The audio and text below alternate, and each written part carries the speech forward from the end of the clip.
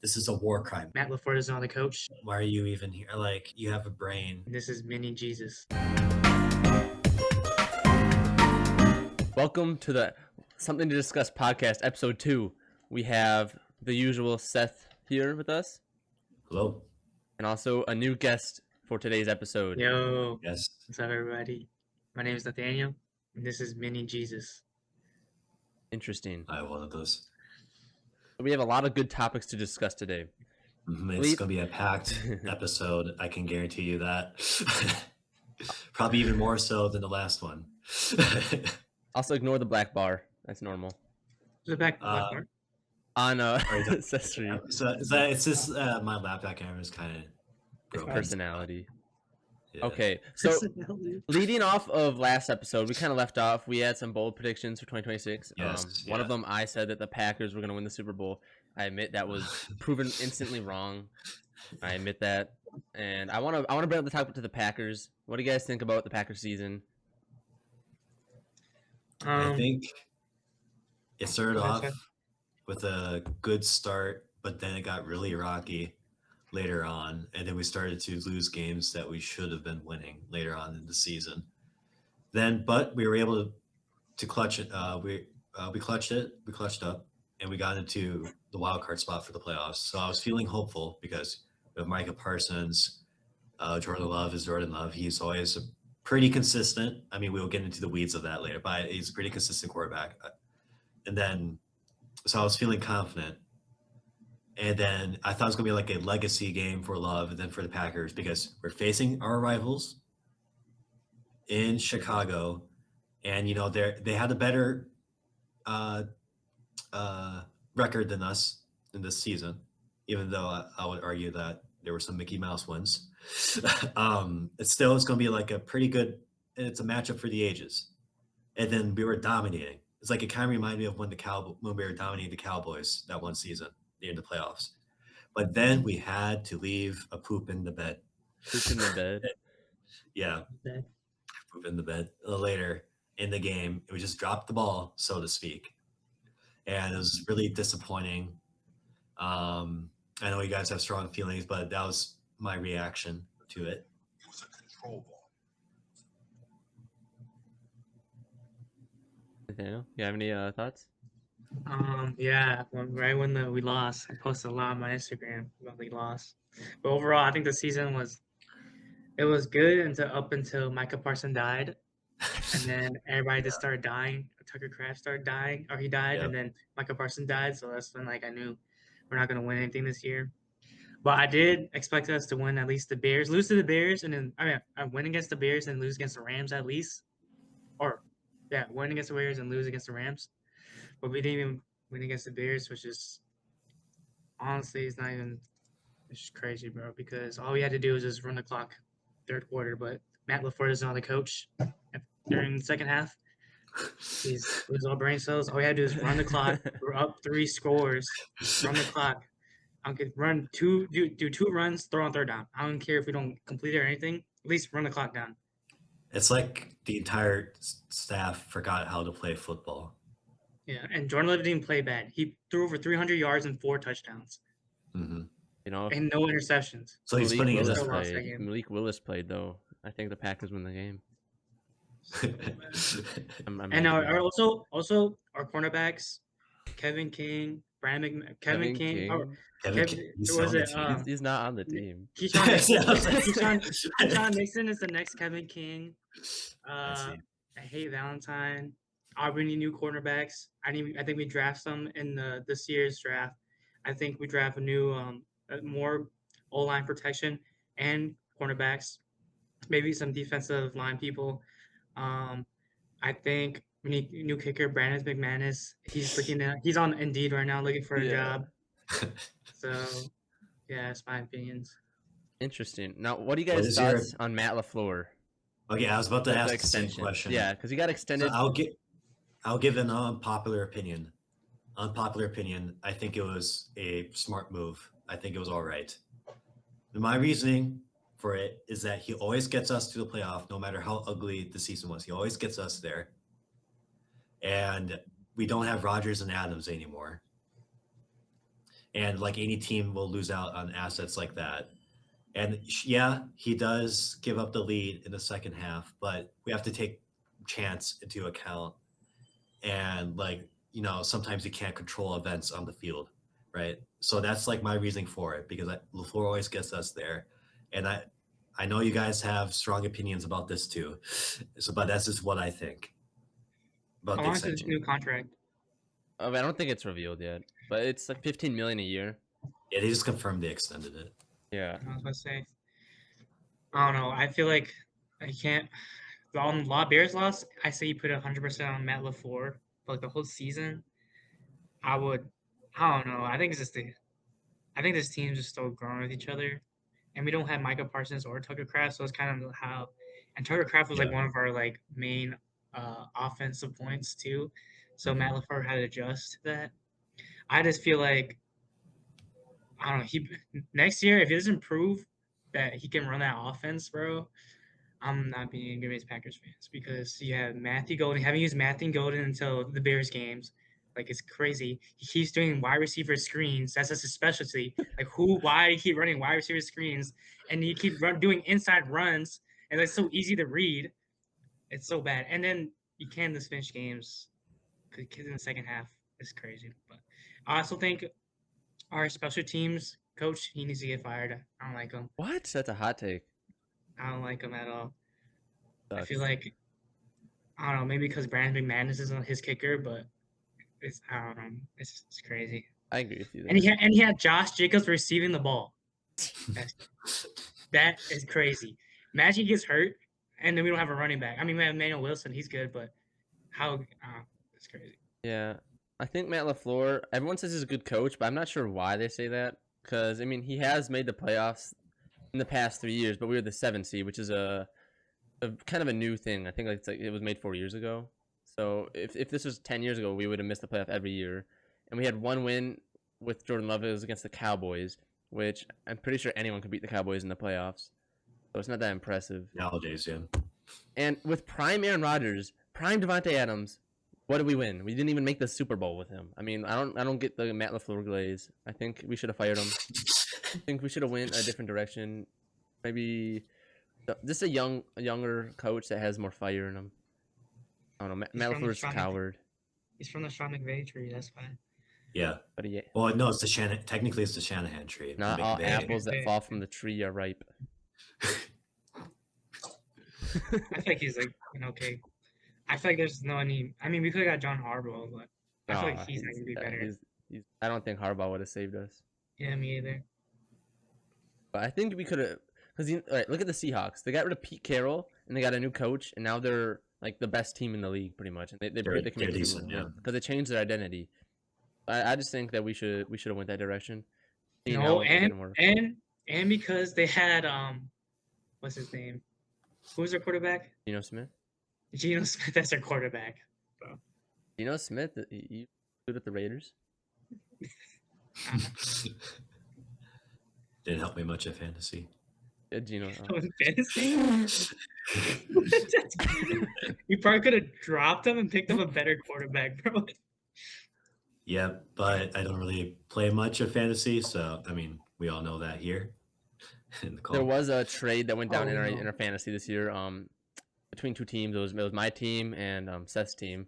I gave him Nick Chubb and Garrett Wilson for Bijan Robinson, which is a pretty balanced. This is a very controversial. I know Nate is just like holding back all his fury right now. It's all good. The season's over, so I'm fine. Yeah. I don't care. Yeah, in hindsight, I think I would have not made the trade, but given the circumstances at the time, and plus I was distracted with other stuff, I was why I made the trade. But given now, if I was in the mindset now, then no. I thought it worked out good for both of us. We both got wins out of it. I was in last place. I don't think it was good for me. It was next year. That's true. Anyway, remember you owe David a shakaroni pizza. And Derek. That's a fake agreement, listeners. This is a fake agreement. Our fantasy. The loser of our fantasy has to give the winner this is not real, pizza each year. This is fake news. So Seth is in 3 times dead. But he can void one shakaroni because he did win one year. You can void one Did you chaperone. really? I'm pretty Don't you sure. owe me chaperone pizza too? Wait, I did you? won last year. I think I won. Did I beat? Was it Derek, or was it? No. But someone owes Nate a chaperone. Might be Isaac. And then I won in fantasy basketball that one year, but Mickey sorry, Mouse. Mickey Mouse. All right, guys. Who's winning the Super Bowl? 4 teams My left. original prediction after the Packers lost was Bills Rams, but given the tragic loss, yeah. But after the tragic loss against the Broncos, the Rams are still in it. Too bad Bo Nix broke his leg. Actually, it was an ankle. After a hard-fought win, I would have to say Rams. I'm on the Ram train. What do you think, Nate? I think it's gonna be Seattle. I don't want New England to win since they have the Mickey Mouse win. You're gonna have a Mickey Mouse win against the Broncos because Bo Nix is not playing. So I hope Seattle wins, and I think Seattle's gonna win against the Rams because the Rams were struggling against the Bears defense, which is the worst defense I've ever seen in my life. Interesting. Yeah, I got the Broncos. Really? No, I don't. I have Patriots versus the Rams. Seahawks could go anyway. It's probably favorited Seahawks. I'm gonna go Rams due to I'm a Rams fan. Sabian knows that. Rams down. Go Rams in the Super Bowl. They're gonna win it all. Wait, you going Rams doing it? Rams doing it? No, what is that? Wait, who said he was gonna win the Super Bowl? The Rams. They're gonna beat the Patriots in 6. I don't know. I think against Seahawks defense, I don't think the Rams can do much. They have Matthew Stafford, and the Seahawks have Matthew Stafford Sam can't Darnold. throw under pressure. Matthew Stafford can't throw under pressure. But Sam Darnold can't. Surely he can't. He literally got like, scapegoated by his running back. What? Last game. Yeah, I Sam think Darnold is a fraud. He's unfortunately. He's playing through injury too. Sam Darnold in the playoffs does not have a great track record. Choked that one last year, and he beat the 49ers, which is not like saying much on it. Which is why I got the Rams. Let's see. Oh. I have money on the Seahawks. Yeah, you actually like actual money? How much? Another $100. I'm gonna put like $50 on them to win. They can buy to that $50 because the Rams are winning. You might as well just give me the money, honestly. Just give us both the money. We're saying the Rams will win. 25-25.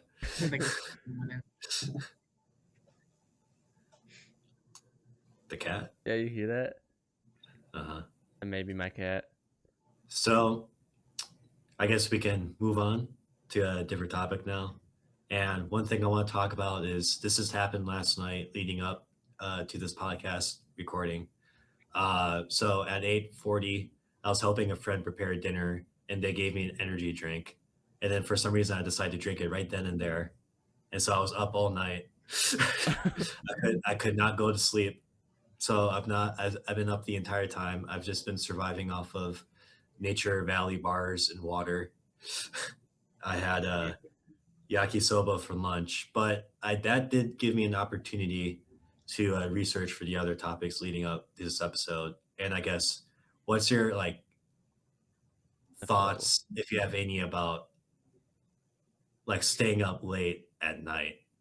Because another thing related to that is I used to stay up late a lot in my freshman year, but when I know I'm playing a game and I know I'm nearing the end of it, so I spend the entire night completing it, and won't be until 3 a.m. until I'm done. And there's it's kind of like a half and half feeling of, I feel good. Half is it's I'm just dead tired. Yeah. But so young people stay up late a lot, so I just wanted to have what your guys' thoughts about that. I usually just pop 2 melatonin gummies and just fall asleep. If I can't fall asleep. Drugs. Okay. But what if you stay up late and up at 3 a.m. playing League of Legends? What are your thoughts on that?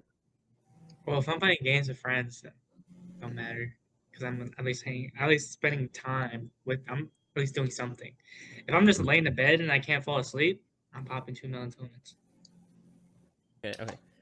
My thoughts on the staying up late topic is it's like a good in the moment, but it's really not the ideal Yeah, play, you know. 'Cause yeah, it, because when you go to sleep, you wake up at 11 a.m. and I just feel miserable because the sun is shining in my face. I'm still sort of tired, and then I got stuff to do later in the day, so it's like why do I do this to myself? It's yeah. I think COVID really kind of ingrained that in us a little bit because during COVID there wasn't really consequences for your actions in right. some most scenarios, so you could stay up late and then just kind of like quote unquote join the Zoom or whatever, and you'd be fine. Yeah, don't Yeah, turn on your camera or mic. yeah. I think that Did you get vaccinated? what Yeah. what was the Did you question? guys get vaccinated? Nope. I did. Anti-vax. And that's another topic for another something to discuss Are you gonna experience. say something? Or no? Bring it. What were we gonna say? Um, why did you not get vaccinated? That's what we were gonna- I mean, it wasn't really my choice. I don't know. It wasn't what? I didn't really. I was 16, 17 years old. 6. Okay. No, And we're not making 16.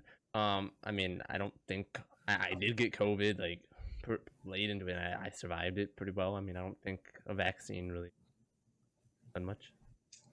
All right, that's fair.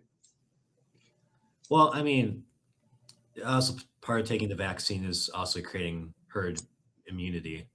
And also like some people, even though you fought it pretty well, doesn't mean like another person is going to fight it pretty well.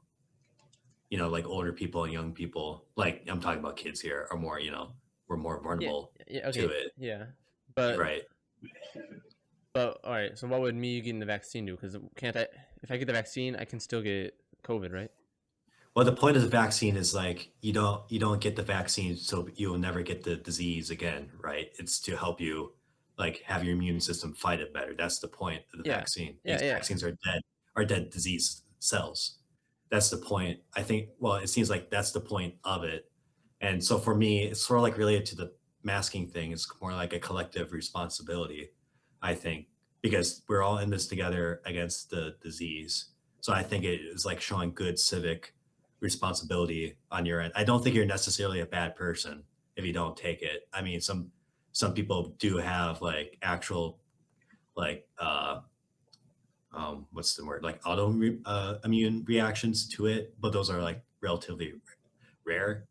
But I'm just saying that's like I think it's more like a collective responsibility in the interest of creating that herd immunity. I mean, you're still alive. That's great. It was wonderful. We're doing this something to discuss podcast right now. What would the world be at if we didn't do this right now? If you died. But and that's just my thoughts about it. Wasn't like Donald Trump anti-vax and then he got vaccinated?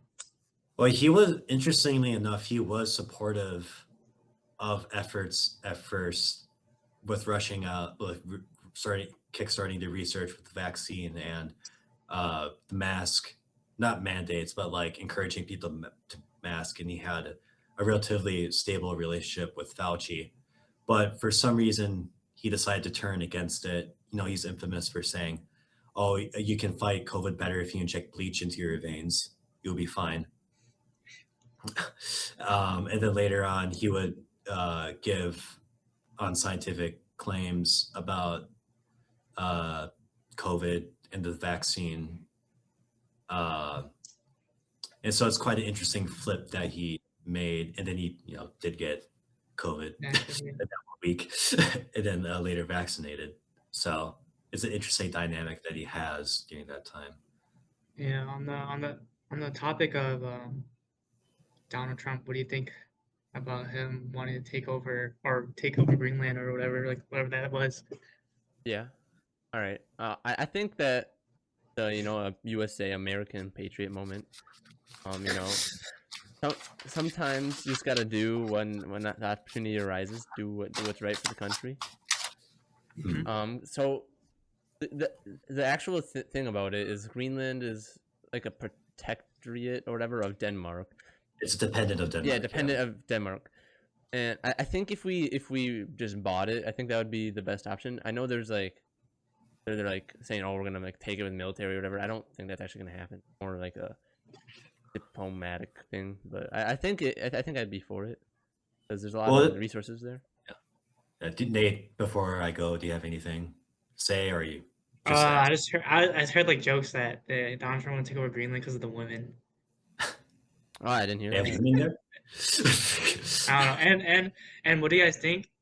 Because didn't like NATO like threaten to like help Greenland or whatever? So what's happening right now is that the Trump administration is very incredibly insistent on wanting to take Greenland, and I would disagree a bit with Calvin because Trump, said he would not rule out military force to take it,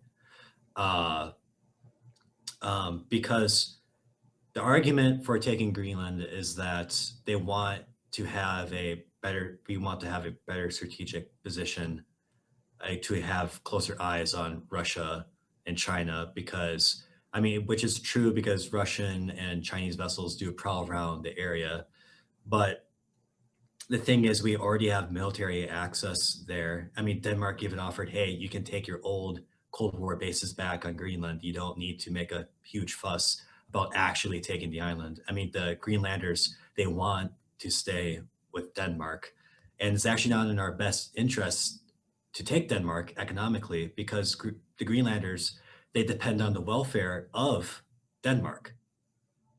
So if we take Denmark, if we buy it, or like crazy land happens and like a war is actually fought, or like we somehow take it over, this is like thousands and thousands of people would be dependent even more on American welfare system, on our tax dollars.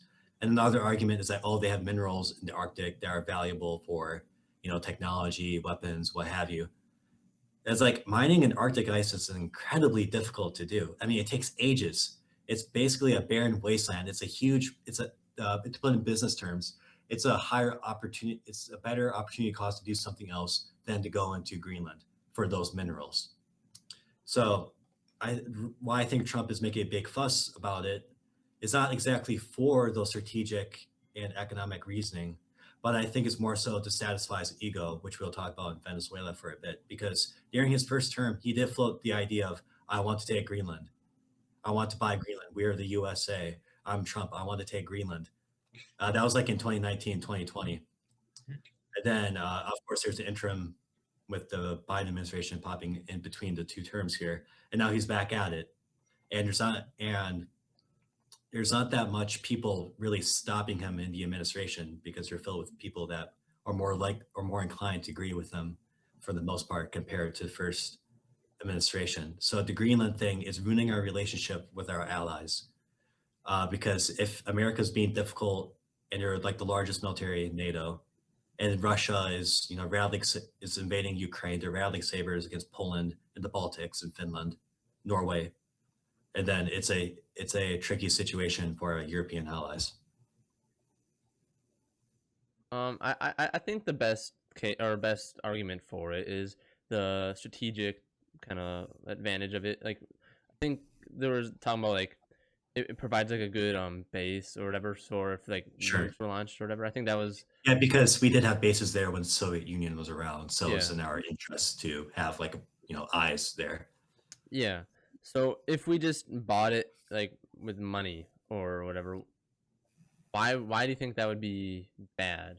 I think we would just make them not a state, but like a kind of like what's it called? Puerto Rico. About that.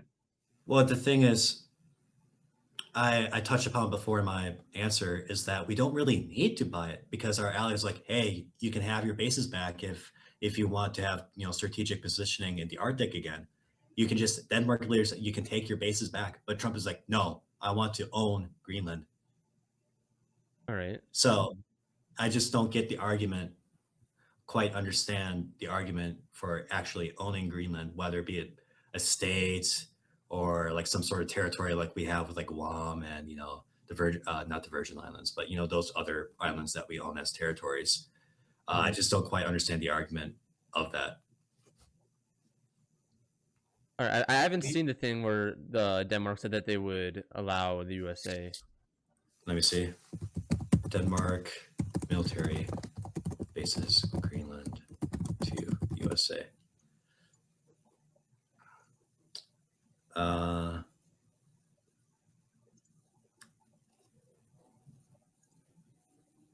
we do have the 1951 agreement. And then here, yeah, the Jerusalem Post here points out Jerusalem Post.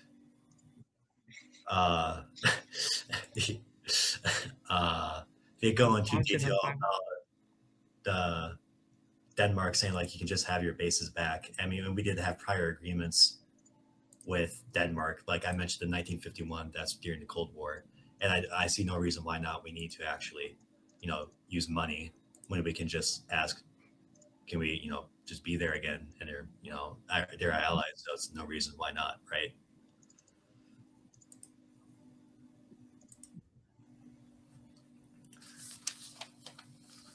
You guys think of whatever like actually have conflict about it, like whatever NATO and like Russia threaten? Russia? What do you mean Russia? I thought I saw like Russia saying something about if we take over Greenland, they're gonna like, I don't fucking know. Russia said something about that, or yeah. We pull this on Sabian. Say come on, Sabian. Live fact check. I mean, Reuters here and Newsweek. It seems like Russia, understandably so upbraided over this split between our NATO allies because there won't be a united front if this drama continues with Greenland, because Russia wants to take over Ukraine and expand their influence throughout Eastern Europe. I'm just distracted by Nate like doodling on the whiteboard. I don't know if the viewers see that. No, the viewers don't see it, unfortunately. Yes. I mean, on the topic of Trump, we can jump to the Venezuela because that's a pretty. Yeah, it's an easy segue. Yeah. Yeah. All right. So I'll just say I got. Yeah, go ahead. All right. So like I don't know the time exactly, but they went into Venezuela and they got Maduro, and there was no U.S. casualties. I'm pretty sure. So it was I think it like besides like a few injuries, but nothing like life-threatening. Yeah. No one on the American side died or anything. I think it was a very successful campaign, if you call it that. It was really quick and successful. I think it was the right move. Nate? I think it was good to get him at least out of power because he was like a bad guy. Whatever, he like rigged the election, whatever. Yeah. Whatever, he was bad, but I think in order to like, I think they should like enforce like, because then Donald Trump said he will like make sure that U.S. like controls the government or whatever, or something like that, until like they find like a new leader or whatever. And I feel like don't they have like something like a system set up for that already? For somebody We're like trying to work it out right now, but it's unclear. It's not clear right now who's actually in charge because there's Maduro's vice president that Trump tapped up to be, but then there's Machado, who's the opposition leader, who we try. Well, no, it's a different guy, but who's in that strain of opposing Maduro and his authoritarianism. So it's unclear what's happening right now. And is there like a whole bunch of protests going on over there? On both sides of the American/Mexico Gulf. Yeah. So I think it's like a good thing because he got him out of power. But I think hopefully like it comes to a conclusion where like we have there's somebody in power for like the people, that's like actually good. Who actually has their best interests. Yeah. Yeah. So that's probably the main thing. Like I don't mind what Donald Trump did, but I don't know, I heard something because it's for the oil too, stuff like that. So my concerns with this, well, I would say it's a good thing that Maduro is out of power now, because as we went over, he's an authoritarian dictator of the country, and Venezuela suffered a lot under his regime. But I have concerns because this operation is this breaking international law? It's an act of aggression on our end, and some of the reasons why I took notes here. So some of the arguments I've seen, maybe Calvin, may you want to expand upon it, is that some of the reasoning rationale for it is that there's three main pillars. There's it's self-defense, self-defense, claims of that the Venezuelan population actually consented to this operation, and of course the economic interests of it, as Nate touched upon. I think all of it does not hold up to closer scrutiny, and it actually goes against the Geneva Convention, the UN Charter, and it even goes against our own Defense Department Manual of Warfare. Because so for the self-defense, actually the other pillar was a criminal thing, because there's indictment for Maduro, and I think that's the main rationale that the Trump administration touched upon. It really does not hold weight under closer scrutiny, in that we can't go to a different country of a person who's indicted and just nab them. You can't do that. That's against international law. If Maduro was in Florida or Louisiana for whatever reason, different story. We do have authority. It's allowed for us to actually, put him under arrest if he was on our soil. But he's in Venezuela, and we went all the way over to Venezuela to do this. It's against international law. And it says in the UN Charter, exercise of enforcement jurisdiction is strictly limited to a state's own territory. And no enforcement jurisdiction is the territory of other states without their consent. So if Venezuelan vice president, or everybody in the government except Maduro, if somehow you didn't hear about it, says you can come over, then there's an argument for that, because that's allowed in the UN Charter rules. For the self-defense argument, because Trump likes to talk about how Maduro is somehow sending in all the Tren de Agua and all the fentanyl into the US, therefore it's a military operation. There's no, in the history of law, international law, domestic law, there's no precedent, there's no thing equating the drug trade with a military invasion. Those are two separate things. And even Trump's own intelligence, our own intelligence agency, contradicts Trump, saying there is no evidence that Maduro has a policy of sending criminals and these cartel members into the US for express purposes of wreaking havoc on the American population. There's the own intelligence agency contradicted Trump. So it's not self-defense at all. And it's quite interesting because in the operation, it said that the military goes there with FBI agents, because this is like a criminal thing. The FBI is in charge of that, right? Why if this is legal, and if it's like a self-defense criminal indictment thing, then why is the FBI being escorted by the military? So I think that's very contradictory, and it points to how this does not hold under closer scrutiny. And technically we're occupying Venezuela right now, which goes against, again, Geneva Convention, not a Geneva Convention, UN Charter, in our own manual. It says in the Department of Defense manual, establishing its own governmental authority for that area and making regulations for the conduct of temporary government makes it a occupied territory. So we're the aggressors in the situation. We're kind of doing what Putin is doing in Ukraine right now, a special military operation, if we remember, with how Putin justified the Ukraine war. This is basically what we're doing. All right. Because do you think that these are the same level? Do you think that we're the same level as Putin? I'm saying the same level as in the justification. I'm not saying obviously the war in Ukraine is way different than the Venezuela crisis right now, because children are being kidnapped, Ukrainians are being slaughtered, their Russians target their energy infrastructure so they can go cold and hungry and be miserable to sap their war thing. But I'm saying it's this equivalent of justification, because so Maduro, you think that the best option would just let him stay in power in Venezuela?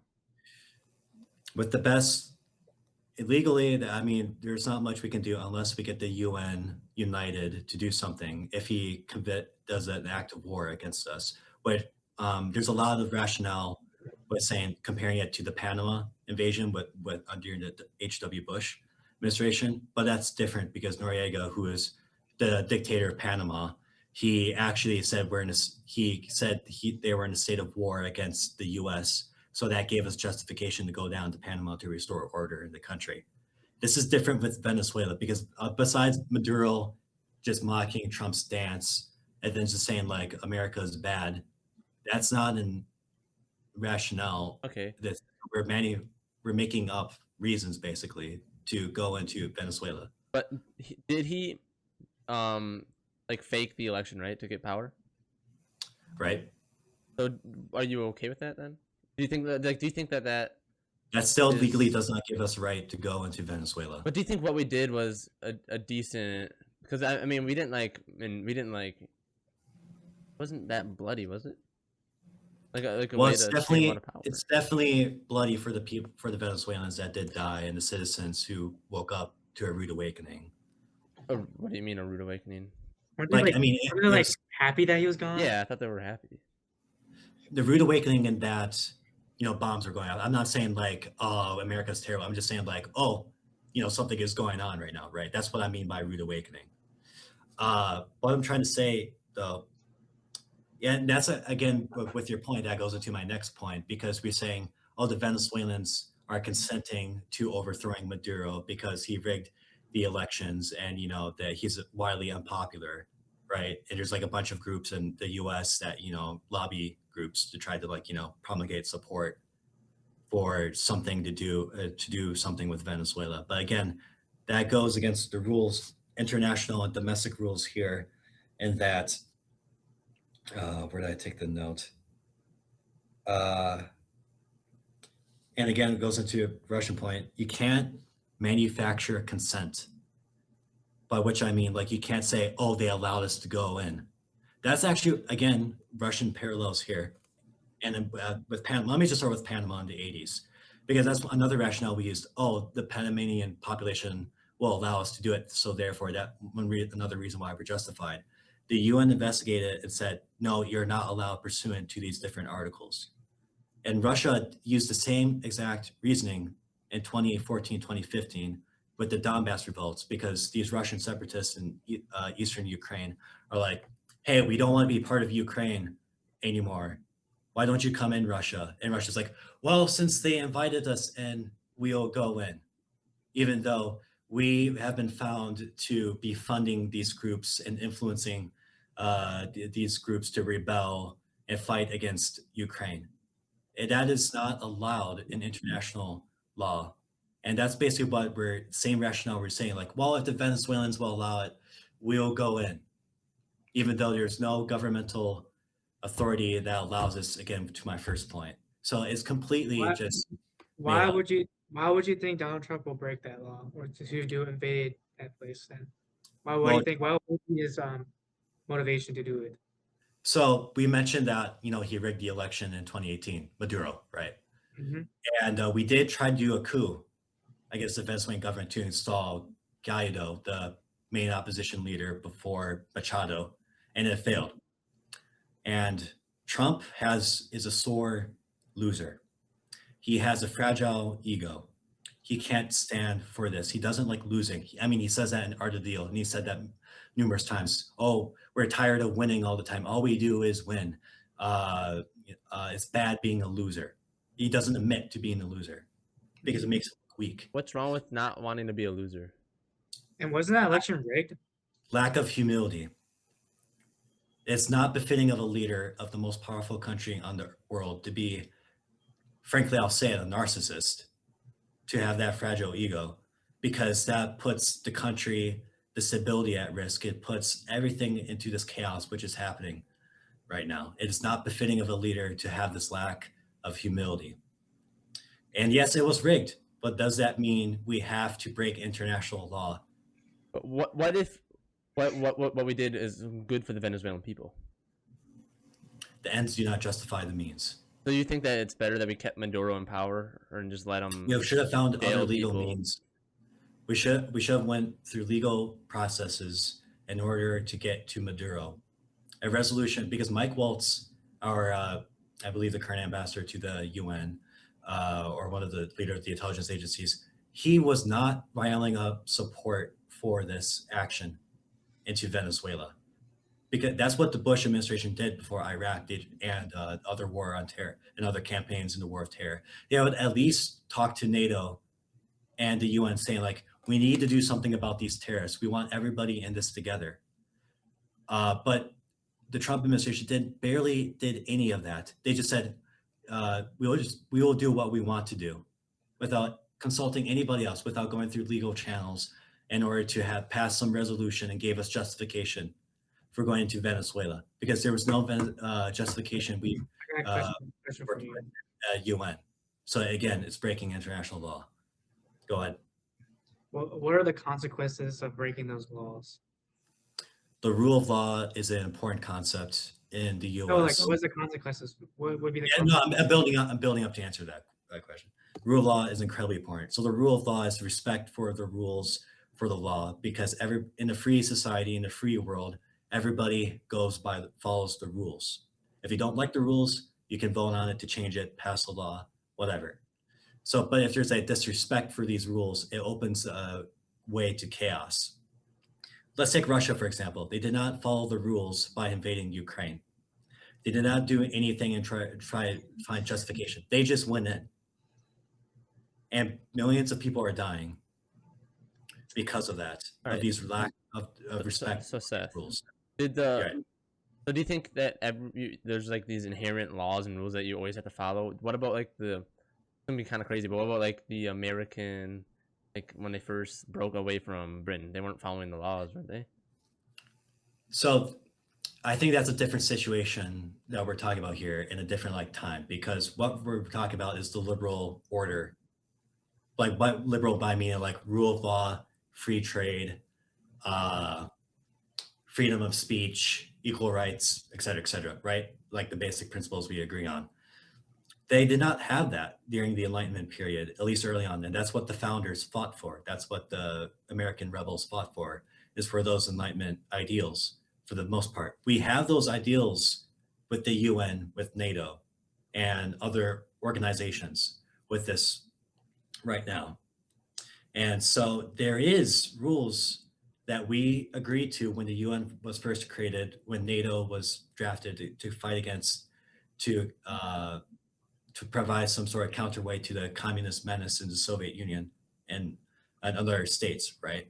So if this disrespect for rules continue, it opens up to even more chaos, which is already happening right now.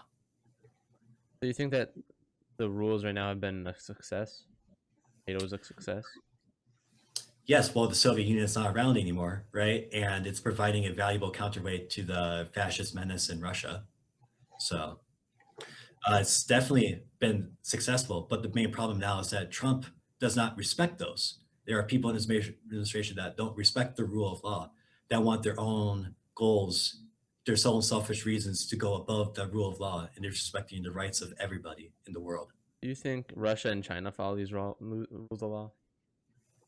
No. Okay.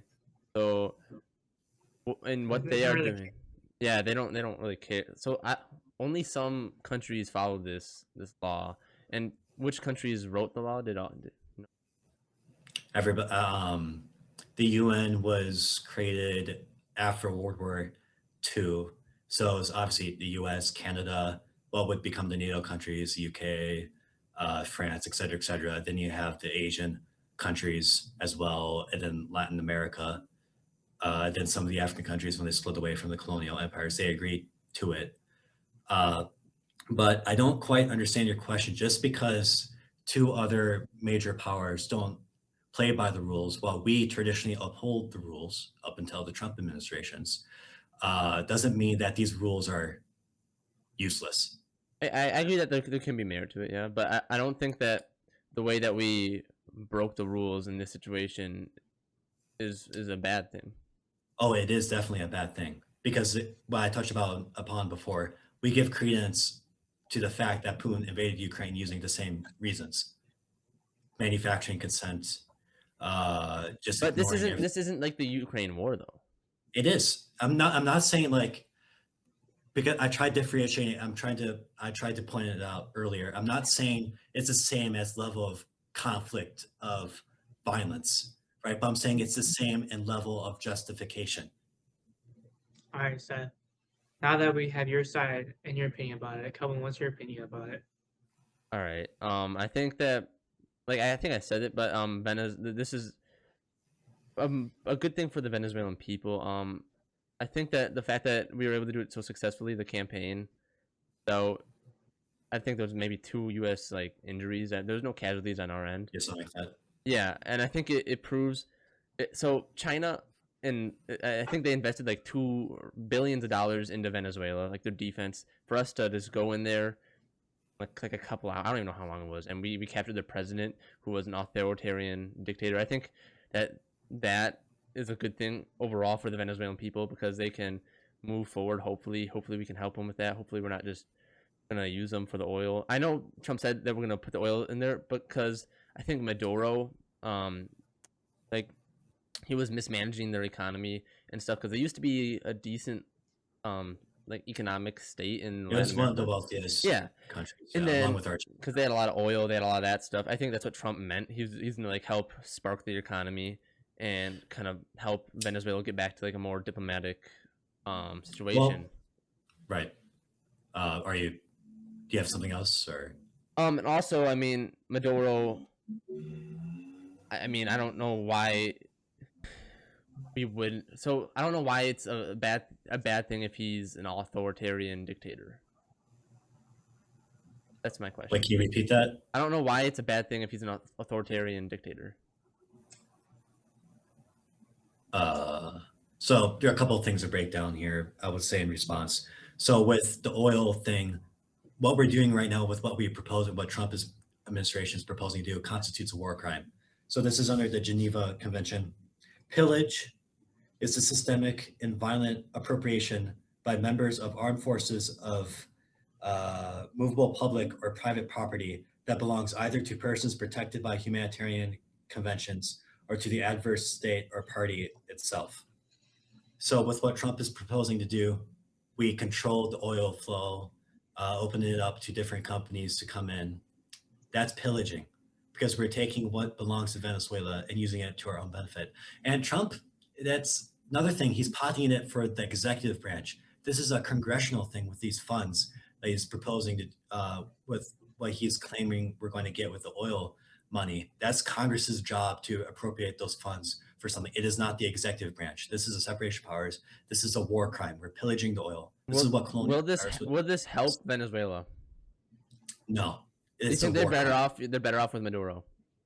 That's not what I'm saying at all. But you said it wouldn't help Venezuela. What I'm saying, I think you're playing loosey goose with my argument right now. I'm by saying that because we don't have legal means right now to go into Venezuela does not mean I approve of the Maduro regime. Far from it.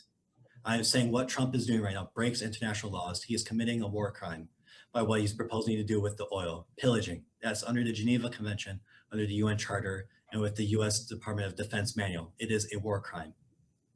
So, Seth, do you think he should follow the rules? Yes.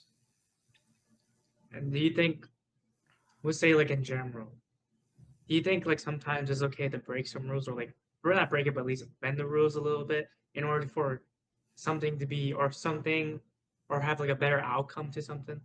As I said before, ends do not justify the means, and rule of the law is important. All right. That's for your Because as I said before, a disrespect for the rule of law opens us up to chaos that will be far more deadly consequences for everybody in the world if this continues catastrophe after catastrophe. Okay. I think we're good. Yeah, that's next topic. Music. Right. You guys like music? I love music. Yeah. So, did I tell you guys that my phone broke like my old one broke with like the earphone, like the earbud jacks. No, I don't. So my old, No. so this is my new one. So it's wireless, right? So there's like no Smoking his new phone earphone on thing. us. Phone review. So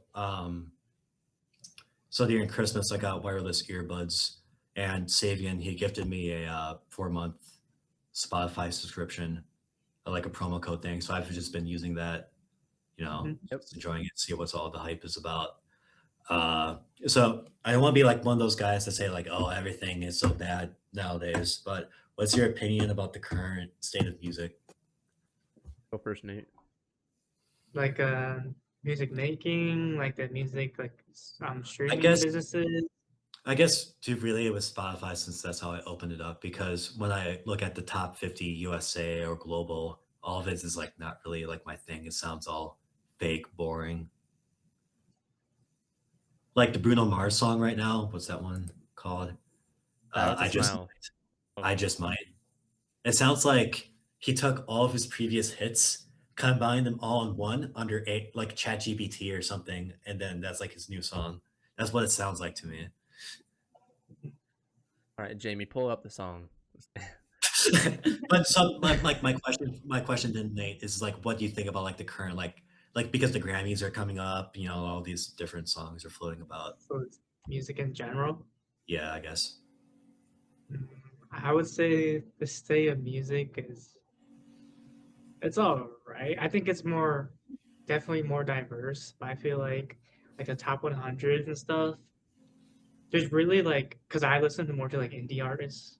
I'm not really into Mhm. like the mainstream stuff. Yeah, I mean, same. yeah, I listen to like some mainstream stuff like Bruno Mars and stuff, but like I more listen to like indie stuff because it's more unique and it's more like sounds I haven't heard. There's more like production and like feeling put into with like indie stuff, I feel like, Mhm. compared to mainstream music industry stuff. Yeah, so I feel like it's been like this for like a while too, like mainstream stuff, or indie stuff. But some indie music becomes mainstream. So I don't know. Yeah. I guess it's just like it's just been the same for a while. Nothing's changed. One thing I did appreciate about when I was looking through like the top 50 and top 100s is like there's a lack of autotune. So thank goodness we're moving away from autotune right now in January of 2026. I don't like autotune. Yeah, because you're not using your talent What if it sounds good? True. and don't It's justify Yeah. it. Oh, Nate, you're overall, you think that the state of music right now is good, or Yeah, it's just. I mean, yeah, it's just been good. Right. I feel like there hasn't even been Calvin, what do you think? anything bad. what do I think? Yeah. No, I don't really listen to like the most popular songs, I guess. Yeah. So so when I do like if I'm driving my car and I don't have like my headphones or whatever, or what's called my can't connect, Yeah. when I have to listen to the radio, I don't like that music. So I probably don't like the current state of music. So I think I agree with you. Like I'm not a big Taylor Swiftie. Unlike Yeah. someone else in this call who's a big Swiftie. Is this a huge callback? Yeah, someone here is an anti-hero. Not gonna name names. This is a huge. I This is like forgot about that. word. I forgot about This this. is like Yeah. So overall, I mean, music's music. I don't know. Yeah. Times change. I'm not big into like rap music or any of that. I know what I like, and that I don't think I have an opinion on nowadays. Yeah. Yeah, Like for me, because yeah. I think like streaming service they provide like more individual music instead of like the mainstream or like radios. They go like mainstream, and that's why I feel like radio stations are kind of like dying. Yeah. In my opinion, because everybody's more into like their own type of music, and streaming services like music streaming services allow that to like listen to whatever you want to listen to. So it's kind of just like whatever. I agree. Like for me, I always like when I like listen to this stuff like up until 2000s, it just starts to like lose for me. It's like the Stomp Clap Hey, the rise of Taylor Swift, like and all these different artists. It's not like thing. Not Yeah. like Okay. really what I enjoy. But then like if I listen to music from like I consider like the high point, at least in the 20th century, it's like 60s to 80s. I would say it's like the high point. You still, you What? still listen to Fishing Blues? I do listen not that much to the blues, but I like bands I'm listening to right now is like The Police, The Doors, Kate Bush, Running Up That The Hill. Cure. Yeah. I love that song. Kate Bush, The Cure, all those different artists. And it's weirdly enough, a lot of them are British, except for like the British invasion. So yeah. Yeah, I have a I like whatever music. Yeah, me too. tickles It's like my I mean, eardrums. it's like I will still listen to hip hop. I will still listen to rap if I like the thing. If I like that particular, song, right? But it's just like overall, Yeah. All right. What? Nate, you want to go next? Yeah, one of my topics was what are your guys' opinions on mega churches? Because like Drewski did like this, I saw mega church, that. Saw and then that. it's been like a kind of thing. I know like there's like 1% of like mega churches in the world or whatever, so it's not a lot, but still you like see like clips about it on like whereas like some people are watching like a tank going like crushing cars and stuff. My favorite one is when they were playing football with the Bible. Like they saw Yeah, like a kick and the guy like that's kicked the thing. yeah, that's I kind don't know of if that's like crazy. actually serious or not, but still, it's like, why are you doing that? It's like, or like And the then people, roller coaster is another good one. Like they yeah, have and like then a roller people coaster on the stage. and people had to pay like tickets in order to like see that stuff. Like, it's like kind of like what is going on? Like that's not like the way you preach, the Yeah, Bible and stuff Yeah, like yeah, that. yeah. it goes against what they taught in the Yeah. Bible. So yeah, I just want to get your guys' opinions because like I feel like I know it's like there's only like 1% of mega churches in the world, so it's not like a thing, but it's still like a thing. They And have like an it's really outsized popular. influence, though. Yeah, Yeah, it's really popular. So I feel like it's just like it's kind of degrading what like Yeah. the Bible like taught, yeah, Totally agree with that. I think that mega churches are kind of like Christianity. Like they kind of like. I feel like half the time like those mega like the pastors are like super rich or whatever. Like they just like get a bunch of Mhm. money from the people. That just making money. Like, oh, give it. I feel like God is going to give us another $50,000 tonight. We have like It's kinda like- $50,000. It's kind of more like a business plan or like Yeah. a business It's thing. a mall. More like, It's like a concert hall plus a mall, like all wrapped Yeah. together. Like, oh, let's go get coffee and then sit there in our comfy seats. Yeah. Well, I think rock it band takes plays. away from the actual message of like the Bible and Jesus. I don't think that they're using it in a genuine way, and I don't think it's a good representation of Christianity. Yeah, Fortunate that it has such a mainstream thing. yeah, because like, but another thing to differentiate though, because like some of the halls, some like I'm not saying about like the mega chairs we're talking about, like like the roller coaster football or like coming in from the ceiling. I'm not talking about those, but like some like evangelical churches, they're kind or non-denominational, they're kind of built like that because they can accommodate a lot more people. I understand like that like way of setup, and they do some of them do focus on trying to teach spread the gospel and like try to live out the gospel, which is more important. And yeah, but then you have like a concert hall, like let's put like the Passion Play, let's make it like a Batman version of it. And then like that actually happened. I saw that like they had like Batman was like Jesus in the play, and for like the crucifixion, they put him on the bat signal. Like they have like the spotlight with like the bat signal on it, and he was like, That's great. So one person I want to bring up, it's Kenneth Copeland. So he's an American televangelist, which I think is kind of related to what you're talking about. Guess his net worth. Guess. Just guess. 500 million. Okay, what do you think, Nate? 100 million. His net worth is 750 million. I mean, like that's just crazy. Like it's just kind of like a mockery of like what actually. Yeah, and like what are they? What are they actually spending these donations on? Jets, private jets. Private jets. They're not actually like giving it to the poor or like some like a family who needs a car, they're not buying them a car like in the area that the church is serving in. Actually doing something like an hour, work of faith, right? They're not doing that. It's like, Yeah. oh, I have my private jet.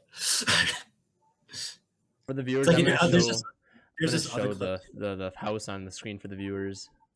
Yeah, and there's like another clip too I saw. It's like a different preacher, but he said, "Thank you, everybody. We raised enough money to get like this luxury car. I'm gonna be riding in it." And then some congregant was like, "Can I ride in it too?" And he said, "Nope." Hmm. Yeah. And there's like also like some like pastors who are like from the megachurch like talking about the skit of Drewski and like kind of like defending themselves, which is kind of crazy. The What does what? that mean? Like some of the pastors from the megachurches who like saw the Drewski skit kind of like defending themselves and stuff like that. Oh, So I thought it was kind of crazy. Do you guys also think that like you need a degree to like preach the gospel? Degree? What do like you mean? Because I like know a like some like degree or like a yeah past like a priest thing. yeah Theoretically, I would say no, because like Jesus says in Matthew, the kingdom of God is within you. But in James, the author of James, he talks about how it's a huge responsibility that you have if you're a teacher of the good news. So I think theoretically everybody can, but they must need like the proper training and personality for it. I think so. Theoretically anybody can, but it's not for everybody because it's really like hard work if you're actually trying to be a good pastor or priest. Is just because there's so many people you have to talk to. There's so many situations you have to deal with. You're like a therapist, like a spiritual therapist in that sense, but also you're trying to actually help out people materially in some ways. So it's a huge responsibility that you have. Yeah, and in the Bible it says that like the teachers or whatever are going to be judged more harshly. So it's a big responsibility. That's in James. Yeah. Yeah.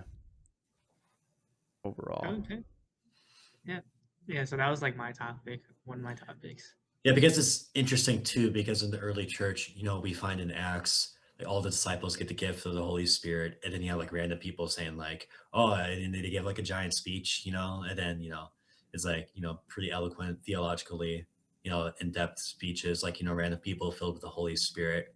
But then you have to take in mind, like, consider like grace of God, or actual training, or like what the disciples actually went through, Apostle Paul, and all these different people. So yeah, it's an interesting thing if you consider about in the early church period. All right.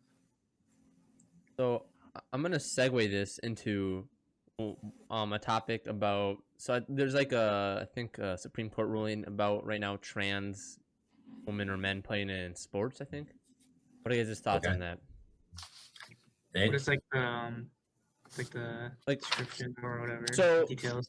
All right. So do you know like if someone was biological male and then they transitioned to biological male and transitioned to female and then they played against other females, like that's what they're ruling on, if that should be allowed or not allowed. If you should compete with your biological or non-biological. What are your thoughts on that? Well, I can go first. Okay. I don't think in the first place that biological men and biological female women, men, when they transition to like a different gender, I don't think they should be participating in their transitioned sport. I think it's okay if they transition, but I don't think it's pretty unfair for like a biological male who already went through puberty, so he has like the advantages of like muscle mass and like stamina compared to other women athletes. So I think that's pretty unfair, and it's kind of disingenuous because some more progressive activists are saying, like, trying to argue that there's like really no difference, but when there clearly is. So I think this is like saying what should be said, and with like the CAS report, which is like a medical thing in the UK, which found that puberty blockers are not effective with patients, and I believe it also touched upon like this issue we're talking about now, but I think it should be needed to be said. It just need to be like explained, like, no, this can't be happening. All right. Yeah, I feel like like no, like they shouldn't be like doing their transition should be like in the other like saying you're like a male, you go to like the female, the transgender, like no. But I feel like there should be like a like a subgroup or like a third group where like it allows like anybody who wants to go against like a transgender person like to play against them, or like have like a transgender only like league or something like that. But I don't know. That's like how I don't know. Some people might see it like as unmoral or something like that, maybe or something. But I feel like there should be like a maybe just like a third, because it's female, male. You know, there should be like a third one that Yeah, allows I sort of agree. I people think there to should be like participate. like an inclusive category where like Yeah, up to the athlete they can choose to participate with yeah. other athletes of different whatever. But then Mhm, there's all the traditional categories of men, mhm. women, and the And even sport. like if you're a man or a woman, you can also participate in like that group too.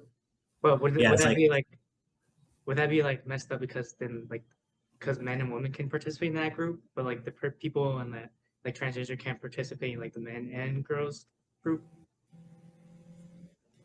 uh, no, they can't because it's their own separate categories, right? So you have the Mhm, men and female in this case, men and women. It's kind of unfair for like a born male. They go through puberty, so they have like all the biological muscle advantages, right? But then they put themselves into a competition where they transition to female along with other women athletes. It's like because they have that advantage, it ruins the whole point of that category. mhm, Because like, well, you already have the biological advantages, and I mean, it's been proven, it's been shown, demonstrated plenty of times where the situation happens, the male transition to female athlete typically places like at number one, number two, like the top five, top three, right? So it's mhm. kind of like defeats the purpose of having that separate category. So that's why that category has to remain like, I hate saying it, but like pure or whatever. It sounds like weird to say, but you know what I mean. It's Yeah. like its own thing, right? Yeah. So yeah, I just think there should be like another section just for them, you know? So would people call that Mickey Mouse though? If you want a Mickey Mouse win, And what that the third league that Nate is recommending, be inclusive. that be considered Mickey Mouse? I don't That's know. yeah. I mean, It says you answered this one. so like, I mean, there are some women athletes that do outcompete male, athletes, right? So Mhm. as I mean, not out of the realm saying like it's gonna be like it's just another male category when all the top five, placers and or whatever competition format is always male because the mold can always be broken at times. I mean, Caitlin Clark, like hello, um, yeah, and these other athletes, like you know, I'm saying I, like, would there not be enough comp in that region where like it would be like a there will be LeBron bubble ring? You know what I there mean? will be I think there will be enough competition in All that right, inclusive category. I mean, I have faith in it, so. all right. I I agree with like the others. That's compromise. good. Yeah, it's a good compromise. Because it avoids the gender war, like Mhm. man, female, Yep. it avoids Yeah, that. and it Yep. allows everyone to compete, and it's not Yeah, like Mhm. if they're like it's a it's good up to the compromise. athlete. Like, why can't we just let the athletes decide? Yeah, Yep. overall, I think that's a good idea. So, Nate, So do do you you have have anything another else? topic? Me? Yeah, do you have another topic Uh, in this? Let me see what I mean. Kind of already I went Because I through them just have all. one more. I have one more. You can go first, though, Nate. Good banger to end it. Mine is what do you guys think about AI in the future? And like, do you think it's gonna take over everybody's jobs? All right. You want to go first, or want me to go first, Seth? Up to you. I'll go. All right. Okay. So my opinion on AI right now is that, first of all, I think it's a little overhyped at its current state. I do think, though, in the future it will take over a lot of people's jobs. Whether that's a good thing or a bad thing is yet to be seen. Because, well, we'll get rid of a lot of jobs that might be considered like minute, or I don't want to like demean it, but like it might take over like jobs that it might like it'll free that person up to maybe do other things. Maybe like I think that there like people think that it'll take over everything and like a doomsday scenario, but I think that there can be like beneficial overall. And the thing about this though is that there's not really like you can't just be like, all right, let's not do AI. Like it's gonna come no matter what. So I don't think there's an avoiding it, which is good and bad, I guess. So overall, I'd say that AI is a little overhyped of like it's gonna destroy the world, but I do think that there is gonna be a lot of changes due to AI, and it's yeah that's what I would say. For me, I'm also part of the camp. Is that going to be like another? Is that going to be like Skynet or something's going to take over? I'm not part of that camp, but what I'm really concerned about is it's going to lead to the creative, spiritual All right. death of people of with the influence of AI. Like you guys have like classmates where like there's this one time I had like the discussion post where like discussion post you should say like I blah blah blah whatever, and then you were supposed to comment in other runs, right? It's kind of like Google Classroom or what you guys are doing at your places. It's then somebody will use Chat GBT on the easiest thing ever to reply to it. You're like your brain is shrinking because of that. It's like you're not using your brain. But what I'm trying to say, and what I'm really worried about for the average person is they're outsourcing our greatest the thing that makes us human. I think even Pope Leo talked about this like a couple of weeks ago. Like you're outsourcing all that to AI, which is not human. It can't tell from good or bad. It's just what it's programmed to do, right? So that leads the death of human spirituality, of human creativity, intelligence, and I think it's a significant threat to that if it's not regulated. Forgot my train of thought. It's like AI, because what our world is kind of set up to be, and what I believe God wants us to do is you have to find it within yourself to these pursuits of like knowledge, even though knowledge is not good in itself, but it's definitely helpful. Your way to, some sort of divine being, whatever you would argue, whatever you would argue would be. It's your creativity. Like one of the key defining traits of what makes us human is this. Is this a significant threat to that? Yeah. Yeah, for me, I think it's just like a lot of like cause and effects. Like if AI like takes over jobs, and then is it going to create more jobs for like regular people, And then I think AI is getting too advanced, like on the internet, where like the older generation can't even tell like what's real or not, So it's like Yeah. it can really like. 'Cause I even seen like people actually make a lot of money where they like do like they pretend like they're an AI woman, when like Yeah, they talk to like other people and stuff like that. yeah. So I feel like there's a lot of good and a lot of bad in AI, but it just comes down to how we use this tool, like as humanity, how we use this tool and like how we can use it to help us and how we can use it to like destroy us too. So Yeah. I think it's a lot of gray area for AI. But I think we can agree that no matter what, AI is coming. There's no Yeah. turning back now. So that's why we need to like find some way to regulate it, some sort of way to keep its worst excesses from doing more damage to us right now. It's gonna be the newest law in the Constitution about AI. Amendment. Yeah. Yeah. To your point about the people using like ChatGPT on their homework, I had a lot of people do that, and I don't like I can see why they do it because it's easy, but at the same point, it's like, what are you even doing? Like, exactly. Like, why are you you're paying thousands of dollars to be here in college, and you're using something for free to do your work for you? So what's the point of education? And you're proving you're just going to be replicated by a robot, Like, I don't know. It's like, and I asked like the same exact question with other people here, and some of them tried to like wiggle their way around it. Some of them say like, "Oh, I just use it to generate ideas." I would still say that's kind of bad. I think I don't know what you think AI about that. can be used in a way that's beneficial. Do you I agree on agree. that? Yeah. I agree. But I like use with yeah, I use AI sometimes to like come up with not like topics, but like I come like I bring AI and like try to like proofread my stuff, or like gives me examples of stuff I need to like work on, like stuff like that. And so like it gives me like the constructive criticism that I need that I can't tell like ask a professor or something like that. Like because it'll Yeah. be like a short time notice. I could like use that as constructive criticism.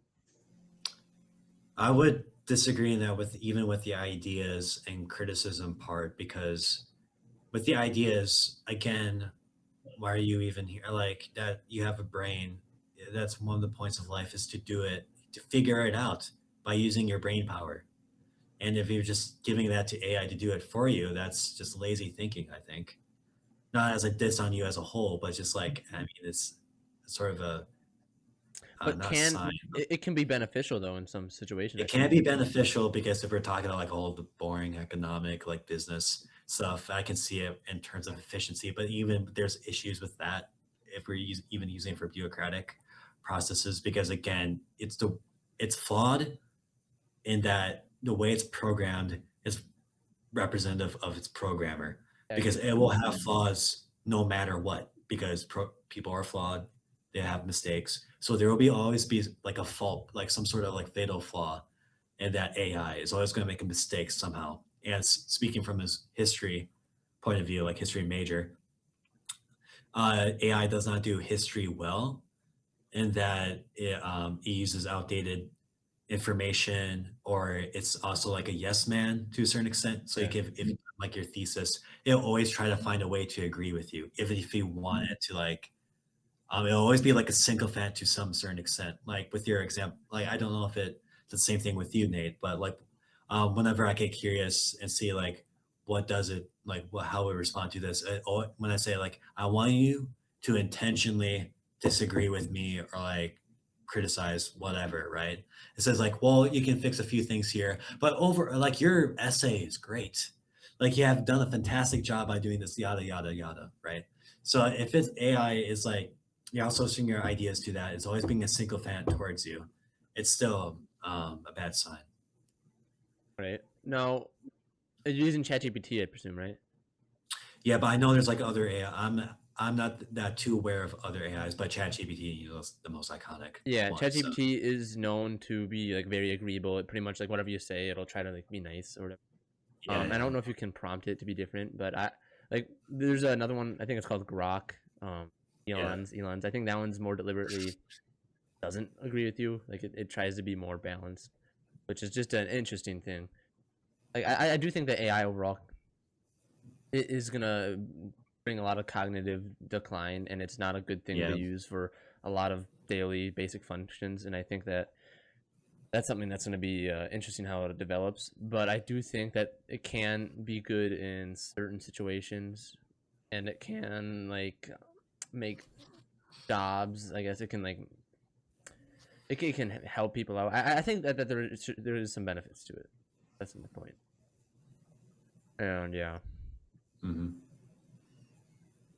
Nate, what do you think? So you overall think that AI is like good, or do you think it's bad? Like, I think I think it's up to how we use it. I feel like there's a lot of good, a lot of bad. It's like it's a tool in which it's a tool in which how the user uses it. I think it's easy either for good or bad. So I'm kind of like, yeah, I think it's a good thing, but also like I don't know if I can trust the people who use it as well yeah, hmm to use it as the same good as I'm going to use it. yeah, I know what you mean. Now, what do you think? Do you think that AI can become like what's the word? Where it's like it's not controlled by anything. What's the word? Oh, like Sentient, sentient, Yeah, like its own sentient. self. Do you think like AI will Skynet become or sentient? AI. I feel like honestly, I feel like it could, because all of it is it's just based off of like algorithms and stuff like that. And I think once it figures out like how to make its own, because there's even like some AIs who like talk to each other in like different languages, because they use like the different algorithms, They're real. and they create their own algorithms to Jamie, like talk to each other.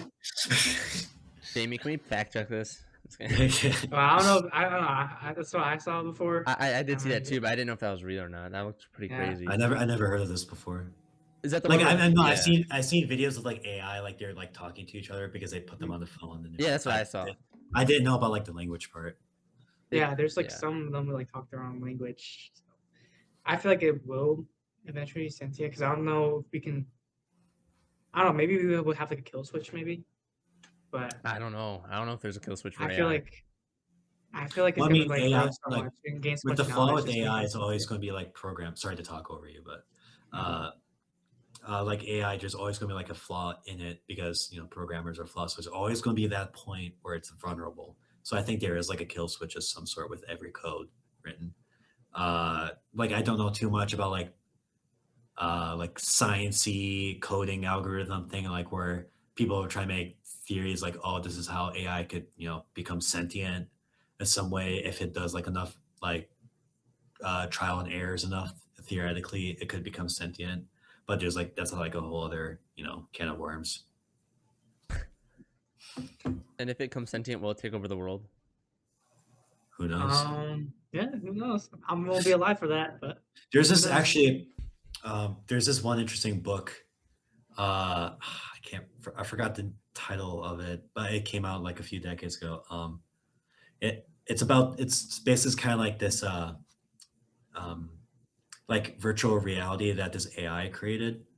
And so you can't die in its reality because it's set up by like the Asimov rules. So it does not do harm. It prevents harm whenever possible, et cetera, et cetera. So people in this reality that this AI created, because AI thinks it will help people. So you cannot die. You can set up like your world however you want it to be. So it's kind of like a metaverse, like VR sort of thing, but like you perceive it to be real, right? So you can't ever die.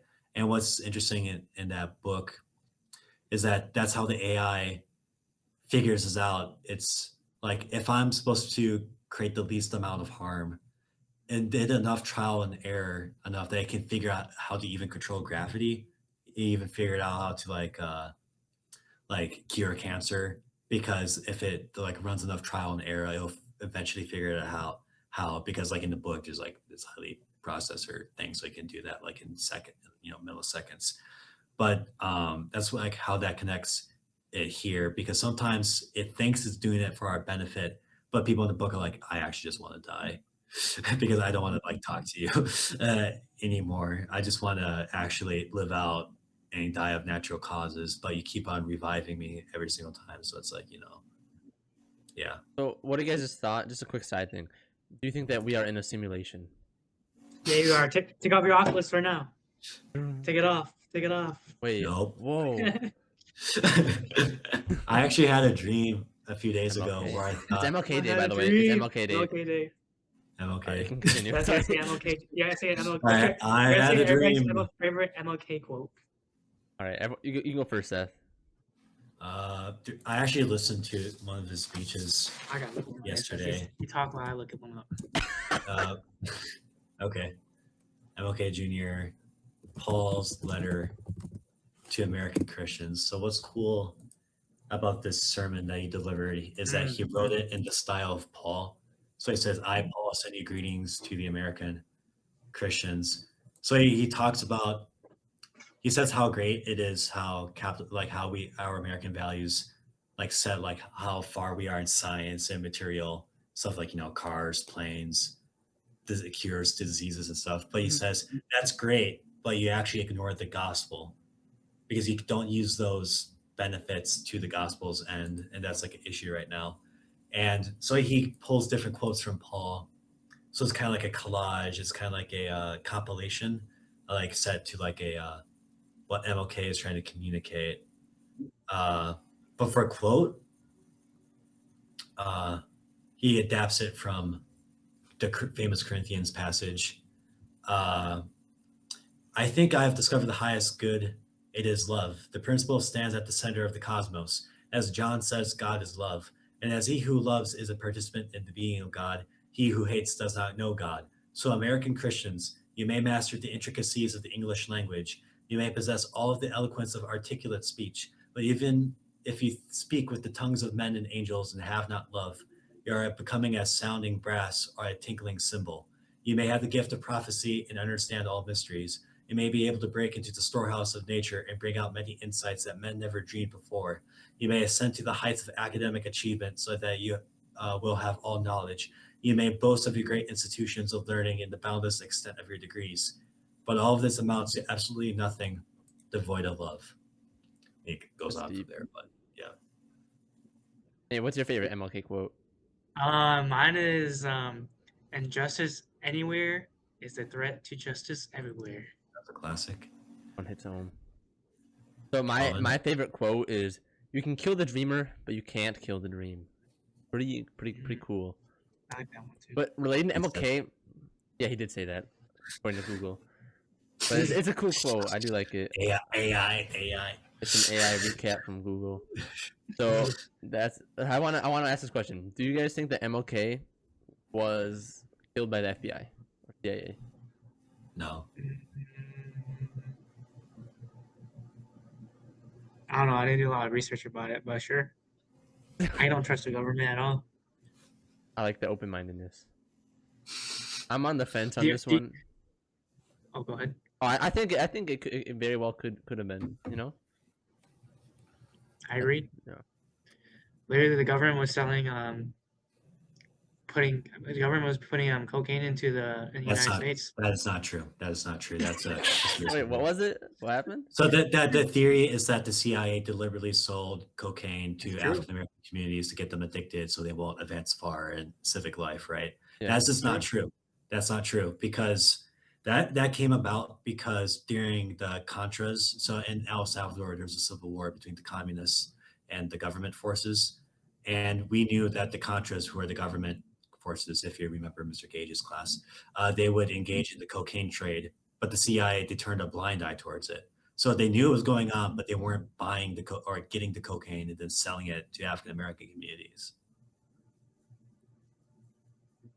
I haven't really heard of this, so I have no comment. I watched Yeah, Snowfall. That's why I know. All right, I do have a topic though that me and Nate have discussed before. Wait, can I say something? One more thing about Oh MLK? yeah. Go ahead. What do you think? What do you think MLK will be happy of the world right now? The state of the world right now? Like, because he had that dream. What do you think he'll be like happy that the state of the world right now? Want me to go first, Seth? Go ahead. I've been talking a lot. All right.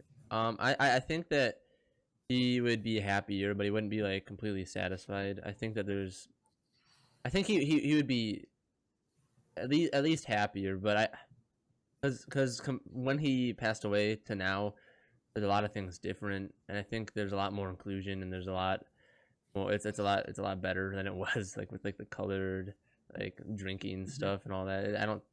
I'm 99% sure that's gone, right, guys? But I'm pretty sure he'd be happy about that.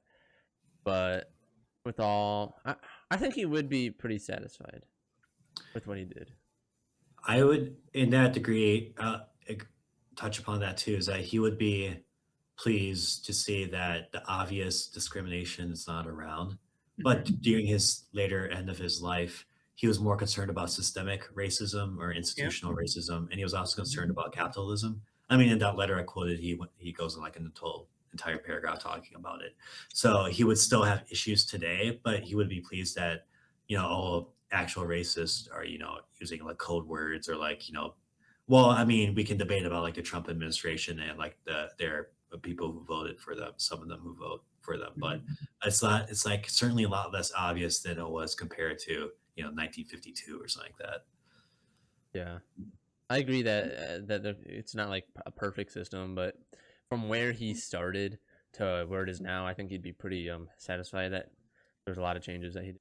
Yeah, it's not like, like you see like a black guy, it's like you have to go to the other bathroom at the end of the building, right?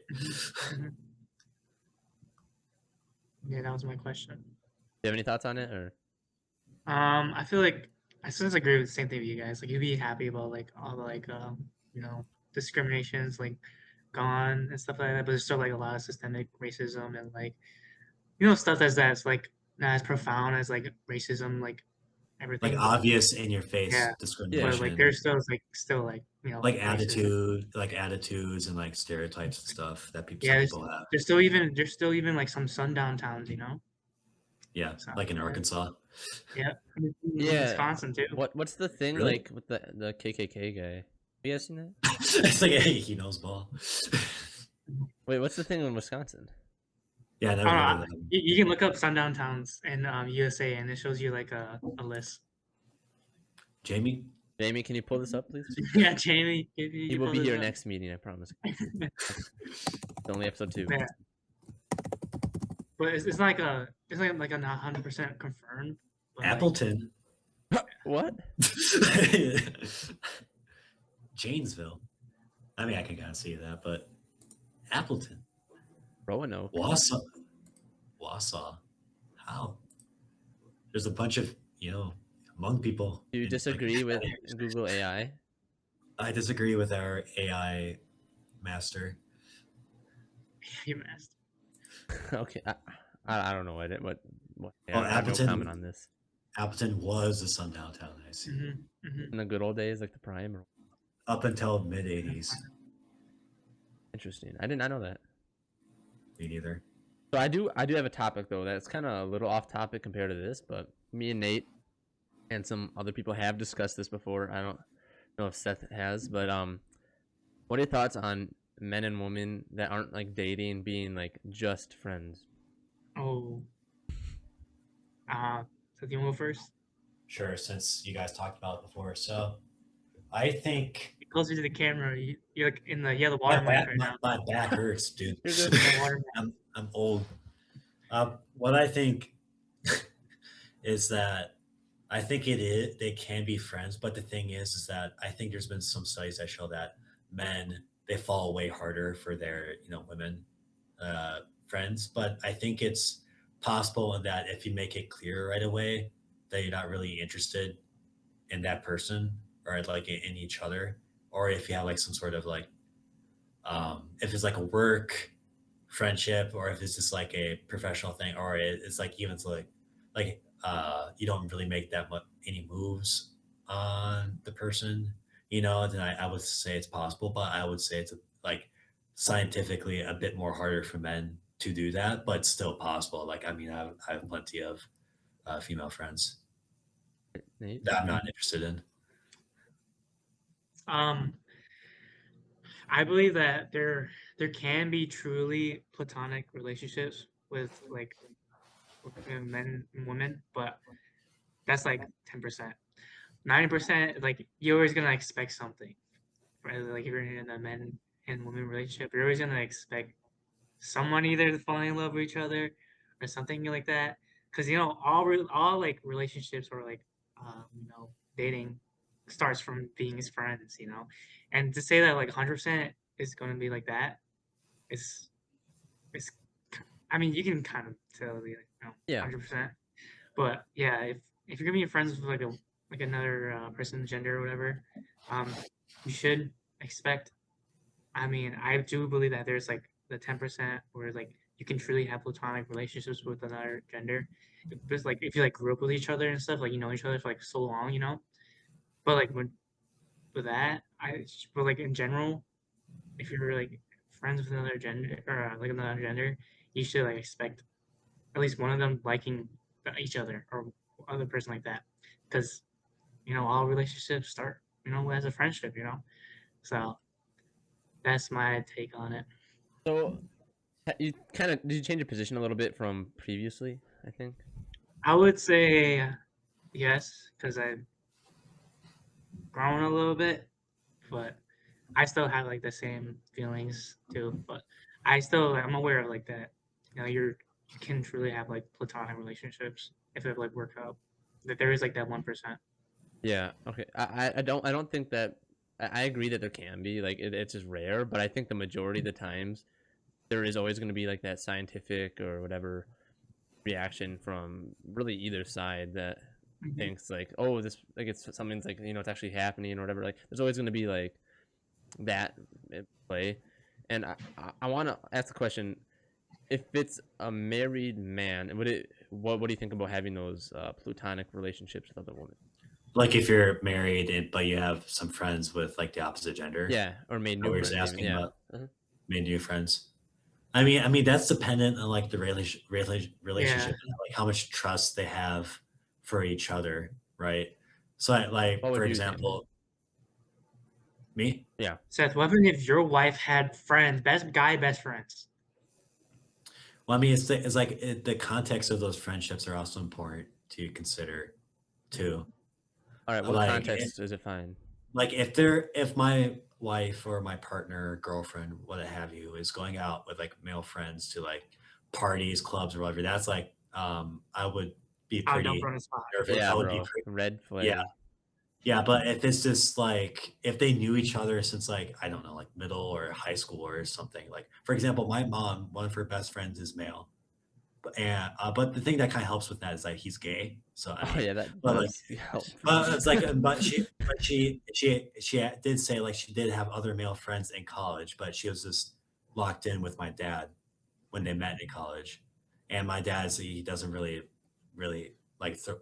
It's not really a big deal to him because he trusts, my mom. I agree. So I think it's the context of the relation of the friendship and like the trust the partners have with each other matters. I agree. I think it depends. I think it depends on the individual that you're with, how much you trust them, Hmm. and how they act too. I guess because Yeah, I agree. Yeah. I feel like yeah, I feel like I would allow guy best friends, but like I would have to like get to really know my like the person I'm dating or marrying, like if I can really trust them like that. And I think it doesn't. I think it just comes down to boundaries and like Yeah. Yeah. That's another thing you need to set in relationships, like what you're yeah. comfortable with and not comfortable with. So overall, you guys, what would you say like the majority of these men and women like Opposite how many gender. yeah how many of those would be like true platonic relationships? I mean, I 1%. can't really put a 1%. percentage on it. I mean, it's really 1%. hard because humans are Got a complicated. 1%. But another thing we need to take into account is what about like homosexual relationships? Like if you're gay, but you have other friends, males, gay males, right? It's like I wonder how that dynamic plays with like gay or lesbian relationships, right? I have no experience with that, so I'm I know that's what I'm just wondering out loud, like where yeah, like I know what you mean. I'm not gonna speak yeah, on something I don't know about you in sure? that You experience. sure? Well, I'm not. I got that. So Nate, you said that only 1% are actually like true platonic, Yeah. I which is did, I did I'm not surprised by that answer. I did not set I can't really put a percentage on it because it's complicated. But you don't. So if you are in a relationship, you would be okay for the majority of like if your Mhm. partner. It's dependent on what that sort of friendship I think is and how much trust I have. yeah, I think there's a lot of variables that fall into that. Yeah, that's what I'm saying. That's why I can't put a percentage on it. All right. I'm a little surprised. I thought Nate would have more a different answer than he did. Yeah, but Like what it is what it 1.5%? is. Is that No, what you thought no, Nate no, was no, going no. to say? You know. You know, I you guess I know. don't know. All right. Anyone have anything? I think I have one more. If not, I do have one question for you, Nate. What up? All right. Oh, what do you guys think? Because I saw like a little clip. What do you Mhm. guys think about like the protesters who get paid like so much money to get protest to like protest? You know what I'm talking about? No. There's like Uh, there's protesters who get paid for like certain groups to like go protest in like bigger cities to like trying to like just create like conflict in America. because I've been following this guy on Instagram. I don't know what his account is called, but like he exposes these protesters who get paid like $50,000 to go like protest from like billionaires and like millionaires from like out of state or like out of the country to come create a conflict in America. Do you know where they're protesting or like? I think Like majority's the like in like bigger cities like New York and stuff like that. like the Minnesota one? Or I don't know about the Minnesota probably, but I there's actually haven't been heard of this. Yeah. yeah, there's been like I follow this Instagram guy who like exposes them and he goes up to them like, how do you feel that you're getting paid to like cause like corruption in America or whatever, or conflict in America and stuff like that. And then he's like, he has like because he has like they're like taxes and stuff. Like they can like follow it, backtrack it to like them getting paid and stuff like from like the millionaires and millionaires or from that company or business, whatever. I could try to find it. Oh, someone has a train. It's probably me. I live by a real track. Oh, good. Thomas. Do you have any thoughts on it? Oh, wait, you can go. I didn't really hear about this, so I can't really give any opinion about it. You can bring it up next time. I just don't. It's just something that popped in my head right now. Yeah. I can't believe you guys don't know about this yet. Well, I mean, there are like some conspiracy theories. Like, I mean, during the pinnacle of like the Gaza Palestine protests, like 2023, 2024, there was like some activists, like I believe it was Columbia, that actually like students that like people like who are not students at Columbia that actually like one or two people that like went in and then they agitated the student groups to be like a lot more anti-Israel than like what they originally were protesting against, right? So I did know about that, but it's not exactly related to it. I mean, there's this other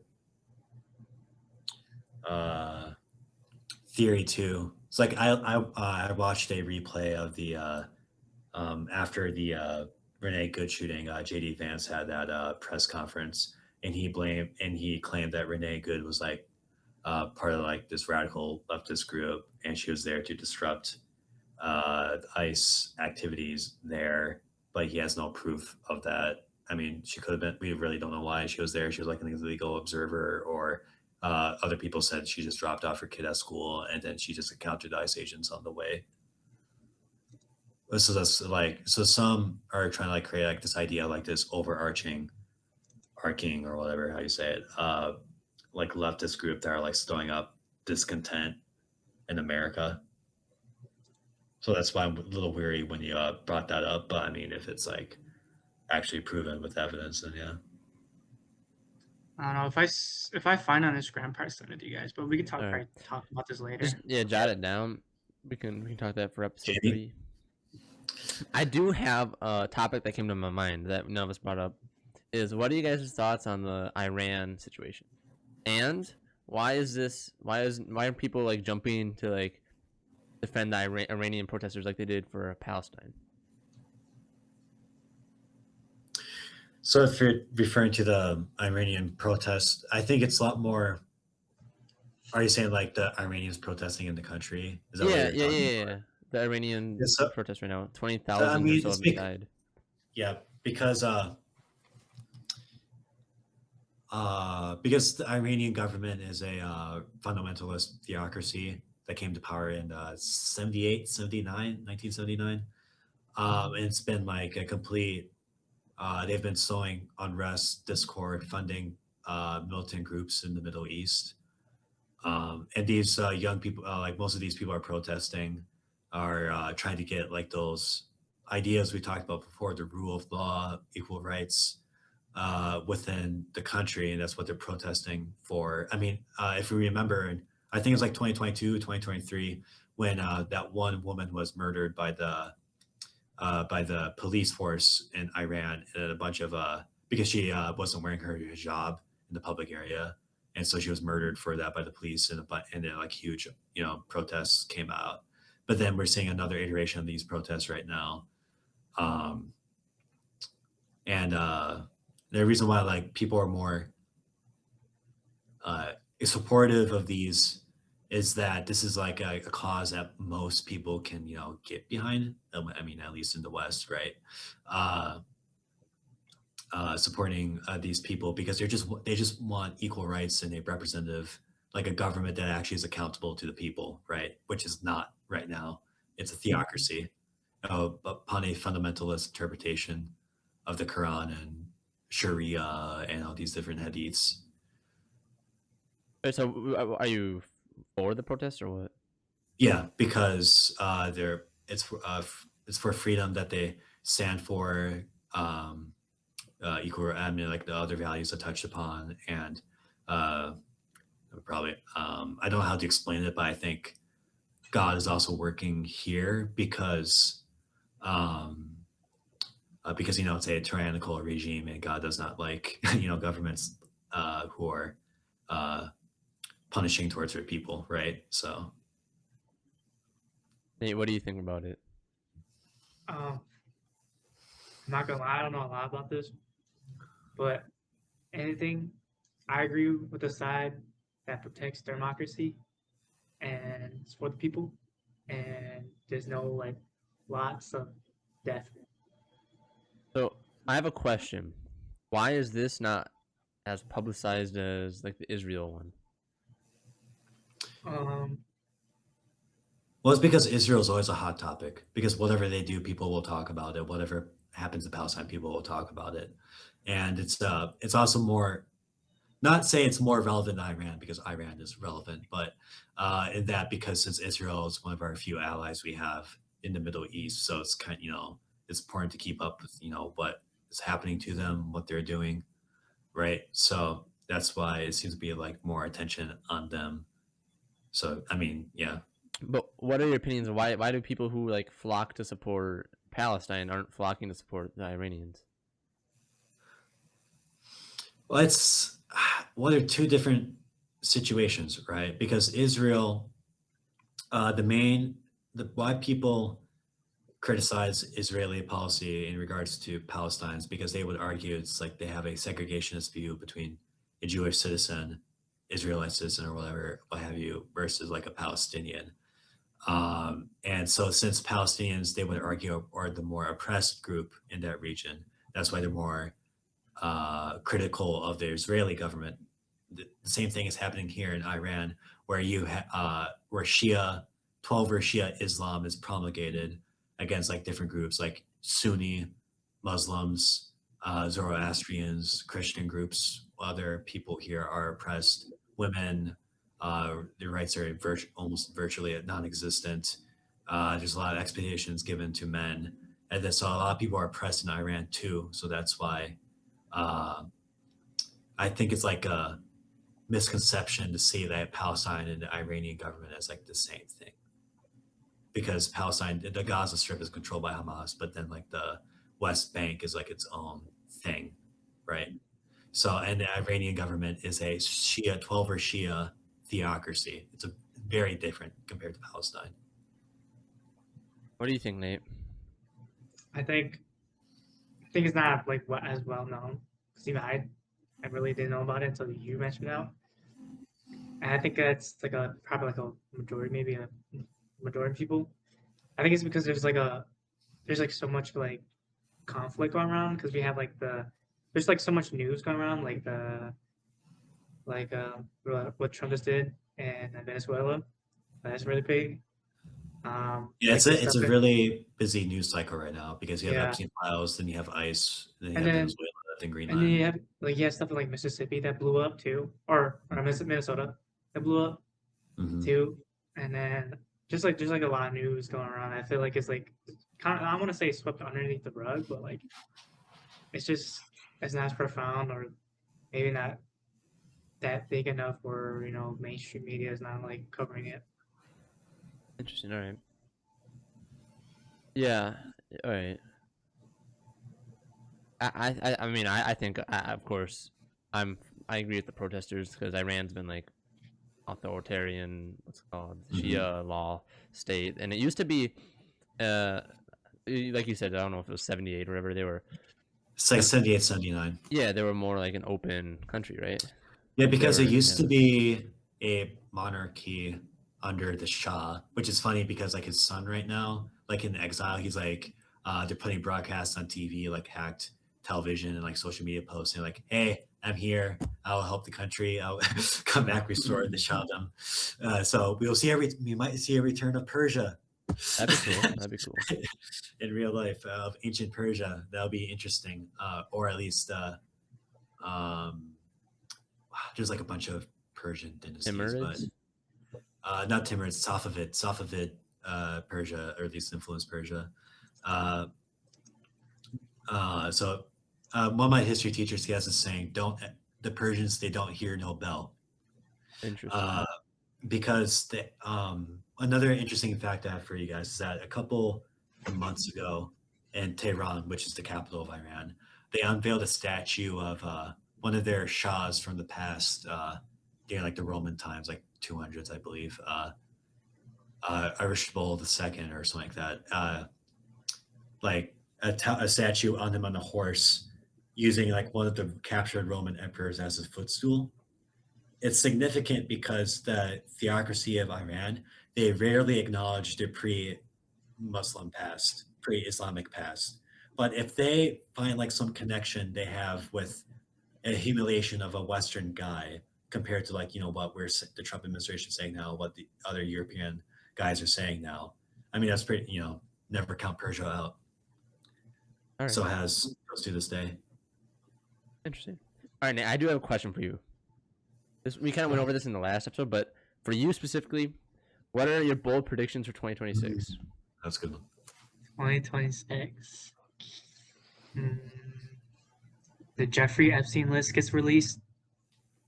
Like fully, like no redaction. Well, No technically, it PDF wasn't file. redacted if you could copy and paste it. Yeah. But then they patched it. Well, yeah, I'm hoping. It's like 1%, not probably. But yeah, Jeffrey Epstein list gets released. And we're talking about like in general. Yeah, too? you can. Or can I talk about individually? It could be like yeah. Okay. For me, I just find because I had moved to Chicago recently, so I hopefully like things in Chicago like comes out to the best. Like everything comes good. I hope that all this. Hopefully, no World War III. Hopefully. Let me see. Argentina wins the World Cup. What was the World Cup this year? Yeah, it's this year. It's coming in a couple months. There's a few of them in USA. There's like LA and St. Louis, I believe, or some of the sites. Picking against the American? Me? No, he said Argentina. Oh, I don't know. I just picked a random team. I just know the World Cup is happening. And what else? Yeah, just on top of my head, that's what I could think of. All right. It's kind of blew me out of the water. I was like, I was not expecting this. Yeah, all right. We had 2 hours, so. Anyone else have anything else, or? Guys, I got one more question. All right, what's up? Do you think I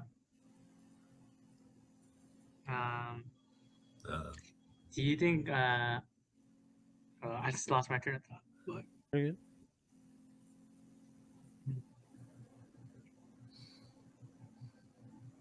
Do you think independent journalism will take over like the mainstream journalism? Because I feel like mainstream journalism is like so bad right now. I feel like more independent. I feel like it already has, because people are way more willing to trust Twitter or Instagram over CNN or Fox.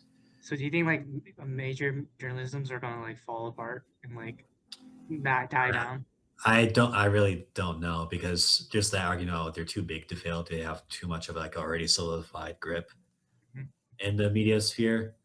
But they're already trying to like catch on to that audience, because a lot of them are launching their own podcasts, or they're trying to tap into the TikTok real YouTube short game, or it's common nowadays just to write something on Twitter, like, oh, the president said this today. Or doing this. And people are like, oh, they get more eyes on that than like flipping on, the TV. Yeah. TV that's like outdated terminology already. Like turn on the TV. So is that good or bad? What do you think? Yeah, what do you think? Is it good or bad? I mean, it depends because back then, like in the 90s, before they got rid of the fair standard rule, because it was pretty unbiased for the mainstream news, because there's only like 3 or 4 channels and they all pretty much talk about like the same thing, like ABC, CBS, etc. But after during the Clinton administration, when they repealed the fair standard, so basically you can like talk about any topic and what degree you want. So this is where like Fox News came about, CNN, and a lot of people like to argue over the degree of bias these media stations have. So I think there needs to be a return of some sort of standard, but I mean that seems pretty impossible right now because everybody can talk about whatever they want, how they want to talk about it. I mean they have free speech, but then you have to talk about like the degree of how much journalistic integrity that they have, or how much they're willing to report, like what actually happened, or yeah. So it's going to be pretty difficult because a lot of people struggle with telling bias from Yeah. objectivity, right? A lot of people struggle with that. It's kind of like the AI thing we're talking about too. Like, oh, AI, Joe Biden said this, or AI, I don't know, Xi Jinping. Have you seen the AI like Lost Polos and Drewski? No. Yeah, well, Paulson, Drewski. you know what I'm talking about? They're like football players. Drewski's like on the Ravens. I don't know. I think I have seen it. But that's what we talked about before, right? So it's going to be pretty hard. So there seems to be some sort of way to promulgate this integrity to people. But again, it's going to be up to the person themselves because, it's their own thing. Yeah, for me, I feel like the newer generation is falling more towards like individual journalism, more than mainstream journalism. Yeah. Because like there's so many individual journalisms out there. Like for me, I don't really watch that much mainstream journalism. Like I usually get all my stuff from like individuals. Like one journalism I get from is Channel 5. I think they're pretty good. He's not biased at all. He's like, I think it's good. He's not biased, in my opinion. And like he covers stuff that nobody else will cover, which is like I think it's pretty cool. Have you guys ever watched Tyler Oliveira? I think I've heard his name before. He like actually goes to the places, and it's kind of interesting. Yeah. Is that the independent journalism you're talking about? Yeah, stuff like that. The issue though with like independent journalism is that compared to more of the bigger media stations like Harder CNN, to control.